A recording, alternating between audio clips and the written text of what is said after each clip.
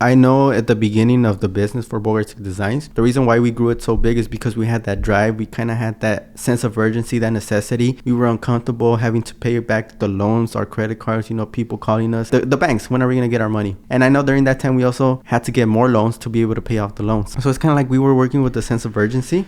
And then once we started making 700,000, we started making seven figures. Yeah, the revenue was there. In revenue, like the money was there, we got comfortable. Yeah. So I think that's what kind of like for a year and a half, we got really comfortable. We were just going through the motions. We were just, we would still come to work every day. That's something we still did. We still had the discipline of coming every day, working 8 hours, 9 hours, 10 hours. But, we were just kind of like going through the motions. We weren't seeing how we could grow the business. We were just kind of like maintaining. So because we got comfortable, I think that's why, like it prevented us from growing like that much more. But then, like you mentioned, coming 2022 and seeing the decline in the business, seeing the decline in the revenue, it kind of like got us a little bit uncomfortable. Yeah. And so like definitely like you said, we didn't want it to be another Forma. Yeah. Luckily we were in a position where we had like quite a bit of excess funds to be able to like fund any extended periods of losses. We at that point we had money. I'm not gonna say we had a lot of money, but we had, we bought a house. My mom was pretty much retired, so all these things were going good. And so I think that's what got us comfortable.